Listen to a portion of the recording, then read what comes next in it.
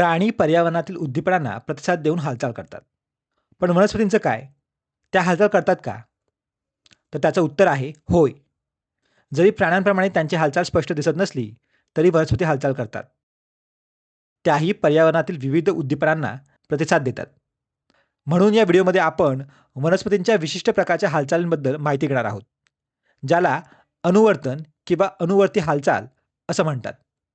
चला याविषयी अधिक जाणून घेऊया. अनुवर्तन म्हणजे काय? अनुवर्तन हा हालचालीचा एक प्रकार आहे. ही एक प्रकारची वाढीशी संबंधित हालचाल आहे.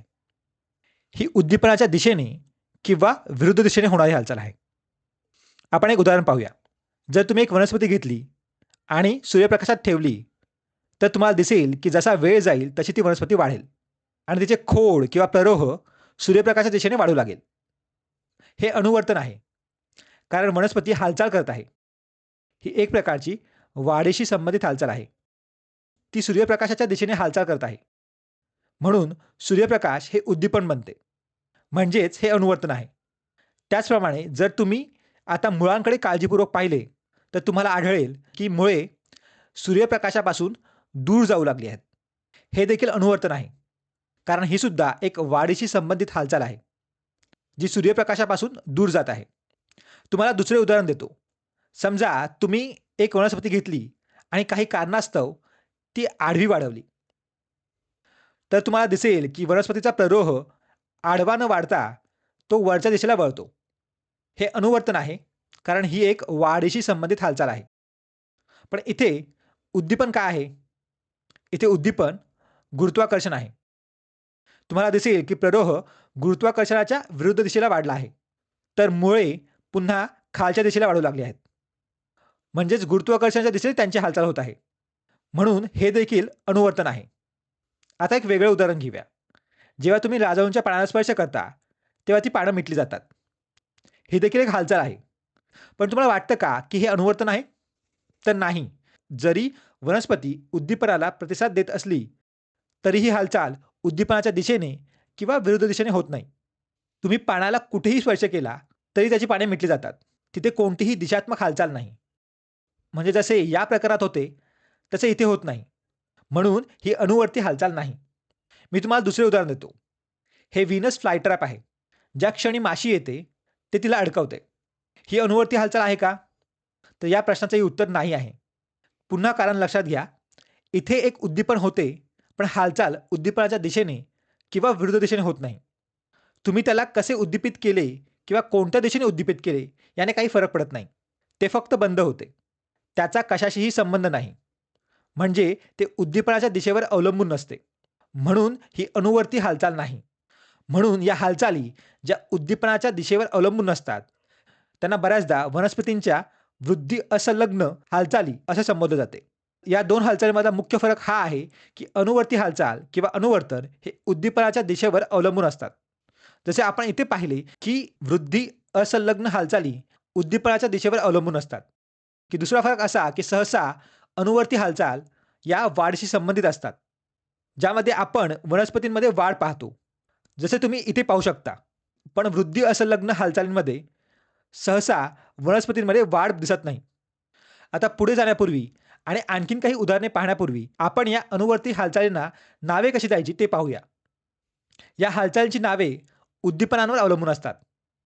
उदाहरणार्थ इथे त्या वाकण्याच्या हालचालीसाठी किंवा वळणाऱ्या हालचालीसाठी उद्दीपन प्रकाश आहे. म्हणून या अनुवर्ती हालचालींना प्रकाशानुवर्ती हालचाल किंवा प्रकाशानुवर्तन म्हणतात. या हालचालीसाठी उद्दीपन काय आहे? तर आपण आत्ताच पाहिलं की उद्दीपन गुरुत्वाकर्षण आहे. म्हणून आपण याला गुरुत्वानुवर्तन म्हणू शकतो. आणखी उदाहरणं पाहूया. ही वेल बघा. तुम्हाला काय दिसते आहे की ही वेल या आधाराभोवती वेटोळे घालत आहे. ही देखील एक अनुवर्ती हालचाल आहे. कारण जर तुम्ही हे प्रत्यक्षात पाहू शकला असता, तर आपल्याला दिसले असते की वेल त्या आधाराभोवती वेटोळे घालत आहे. पण यासाठी उद्दीपन काय आहे? तुम्हाला काय वाटतं? तुम्ही हा व्हिडिओ थांबवू शकता आणि उद्दीपन काय आहे याचा विचार करू शकता. तर लक्षात घ्या, जोपर्यंत ती त्या आधाराला स्पर्श करत नव्हती, तोपर्यंत तिथे वळणे घेत नव्हती. स्पर्श होताच ती वळू लागली. त्याच्याभोवती गुंडाळू लागली. म्हणून इथे उद्दीपन स्पर्श आहे. स्पर्शावर आधारित ही अनुवर्ती हालचाल घडली. मी तुम्हाला दुसरे उदाहरण देतो. इथे या जमिनीकडे वाढणाऱ्या मुळांकडे पहा. समजा त्यातील एका मुळाने अडथळ्याला स्पर्श करायला सुरुवात केली, तर आपल्याला दिसेल की मुळे त्या अडथळ्यापासून दूर वाढू लागतील. पुन्हा इथे दिसते की स्पर्श हे उद्दीपन आहे आणि इथे हालचाल उद्दीपनापासून दूर होत आहे. इथे हालचाल ही त्या दिशेने होती, तर इथे विरुद्ध दिशेने आहे. म्हणून ही दोन्ही अनुवर्तने आहेत. तर आपण याला काय नाव द्यावे? आपण याला स्पर्श अनुवर्तन किंवा आधार अनुवर्तन म्हणू शकतो.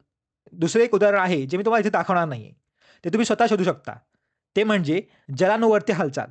ते आहे पाण्याच्या दिशेने किंवा पाण्यापासून दूर होणारी हालचाल. सहसा मुळांमध्ये जलानुवर्ती हालचाल दिसते.